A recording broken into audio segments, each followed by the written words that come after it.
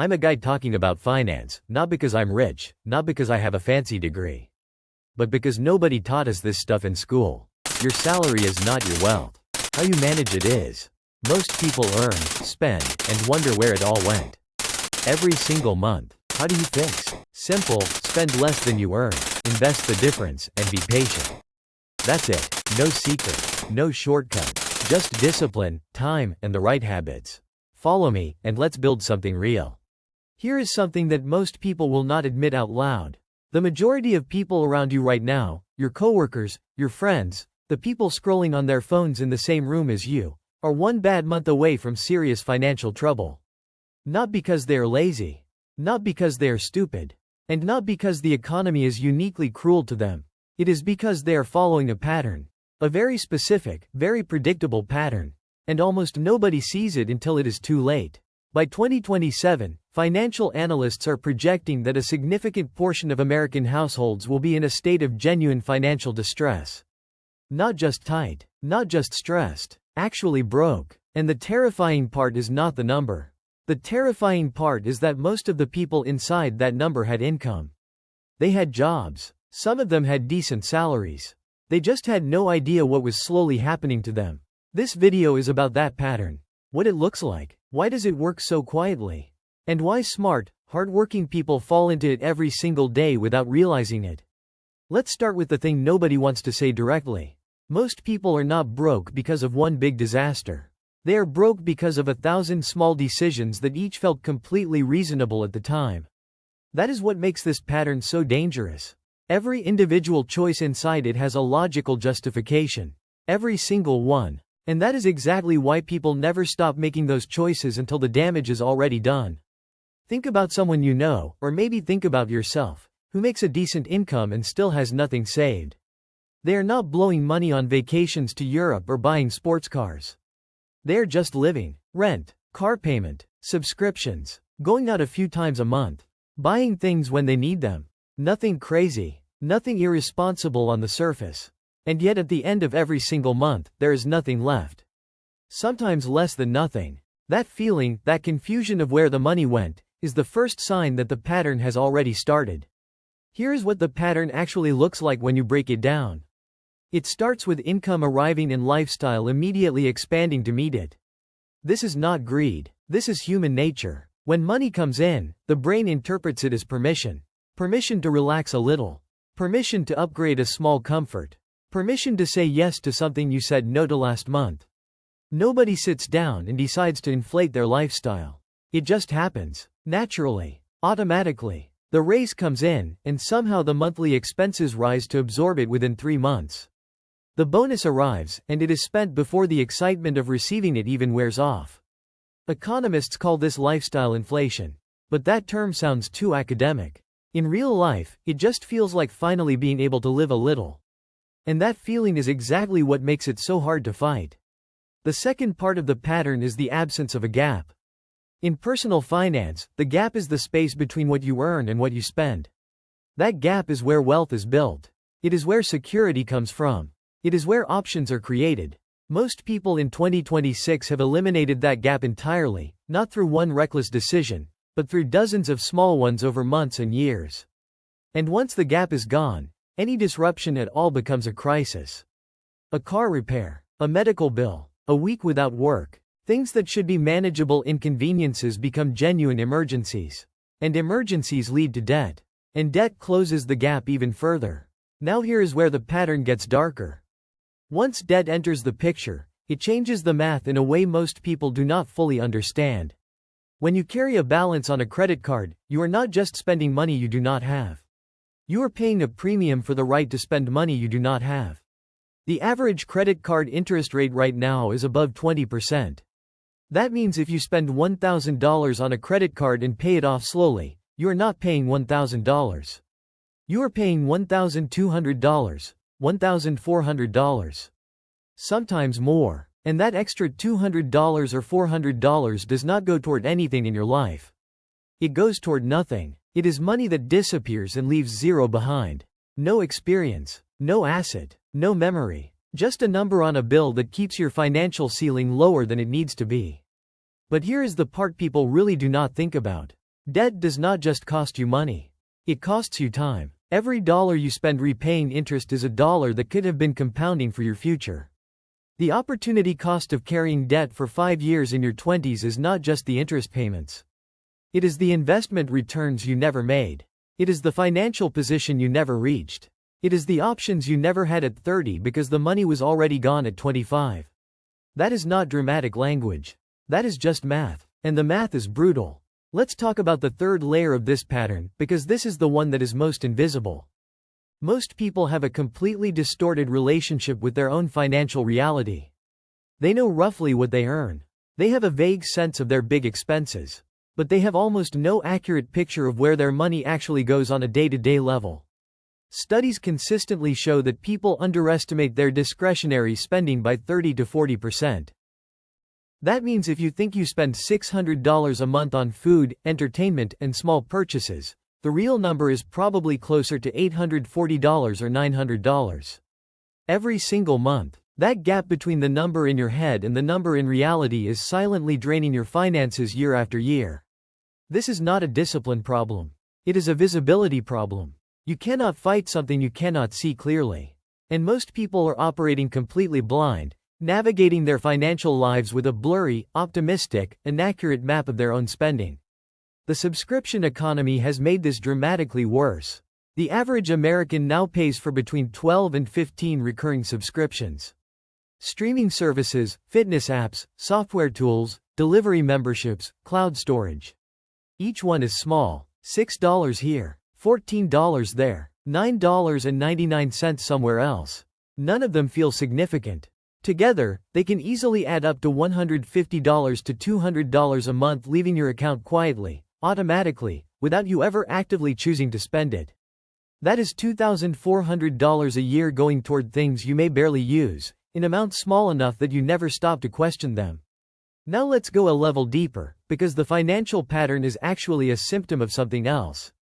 The reason most people are on track to be broke by 2027 is not ultimately about money. It is about how they think about time. Specifically, it is about a very human bias called present bias, the tendency to value things that feel good right now far more heavily than things that will matter later. This is not a moral failing. It is wiring. The human brain was built to respond to immediate rewards and immediate threats. The idea of financial security in 5 years does not create the same neurological response as the idea of something enjoyable today.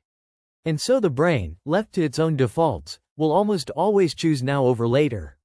Comfort over preparation, spending over saving, enjoyment over discipline. This is why financial advice that is purely logical almost never works.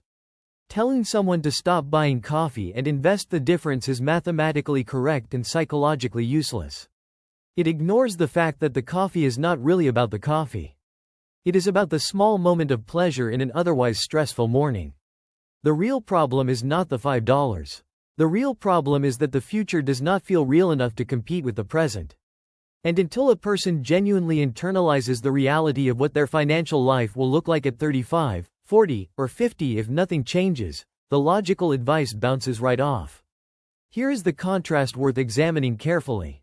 There is a small percentage of people, not rich people, not people with exceptional incomes, who consistently build financial security on ordinary salaries. What separates them is not intelligence. It is not discipline in the punishing, white-knuckled sense. What separates them is a different relationship with default behavior. Most people's default is to spend whatever is available. Their default is to decide at the end of the month whether there is anything left to save. Their default is to deal with subscriptions, expenses, and financial decisions reactively rather than proactively. And when your default is to spend first and save whatever is left, the answer is almost always the same: there is nothing left. The people who build wealth on ordinary incomes have reversed that default. They save before they spend. They automate the gap. They treat the money going toward their future the same way they treat rent, non-negotiable, moved before it can be absorbed by daily life. They do not rely on willpower or motivation because they know neither of those things is reliable. They rely on systems. And a simple, boring system that runs automatically beats a brilliant financial plan that requires daily discipline every single time. This is not about being extreme. These are not people eating rice and beans and refusing to live their lives. They still spend. They still enjoy things. The difference is that they have designed their finances so that the important things happen automatically, and the enjoyable things happen with what remains. That sequence, future first, present second, is the fundamental difference between people who build wealth and people who wonder where it all went. Let's talk about what 2027 actually looks like for the people inside this pattern, because making this concrete is important. The recession probability is rising. Goldman Sachs has it at 30%. Other analysts put it higher. Inflation is still elevated. The Federal Reserve is holding interest rates higher for longer, which means borrowing costs are not coming down anytime soon. Gas is above $4 a gallon. Grocery bills are up. The cost of car insurance, housing, and healthcare has climbed quietly but significantly over the past 3 years. The financial environment is genuinely harder than it was in 2021 or 2022. That is not pessimism. That is the actual situation. Now take that environment and apply it to someone with no savings, $8,000 in credit card debt, a car payment, and a lifestyle that already consumes their entire paycheck. If that person loses their job, faces a medical issue, or encounters any significant unexpected expense, there is no buffer. There is no room. The only option is more debt. And more debt in a high-interest rate environment is genuinely dangerous in a way that it was not 10 years ago when rates were near zero. This is the 2027 trap. Not a dramatic collapse. Not a sudden catastrophe. Just the quiet, grinding reality of a financial position with no flexibility, no savings, and no options, arriving in a moment when you really needed all three. Here is the perspective shift that matters. Most people think about personal finance as a math problem. It is not. It is a behavior problem. The math of personal finance is simple enough to explain in 10 minutes. Spend less than you earn. Save the difference. Invest consistently. Avoid high-interest debt. That is essentially it. The reason it does not work for most people has nothing to do with the math. It has everything to do with the fact that human behavior is not naturally aligned with those principles. Understanding this changes how you approach the problem. You stop trying to motivate yourself to be more disciplined, and you start designing your life so that the right things happen without requiring constant willpower. You automate savings so the decision has already been made before you can talk yourself out of it. You cancel subscriptions by reviewing your statements once instead of trying to remember to cancel them someday. You understand that you are not fighting laziness, you are fighting a brain that is doing exactly what it was built to do, and you need to work with that reality rather than against it. The people who figure this out are not more virtuous than the people who do not. They are just more honest about how human psychology actually works. And that honesty gives them a practical advantage that compounds quietly over years. There is one more thing worth saying before we close, and it is uncomfortable but important. The financial media and the internet are full of content about wealth, investing strategies, side hustle ideas, passive income systems, and a lot of that content is genuinely useful. But there is a version of consuming that content that becomes its own trap. The trap of learning without doing. The trap of watching videos about building wealth instead of building wealth. The trap of feeling productive because you understand the concepts, while nothing in your actual financial life changes. Information without action is just entertainment.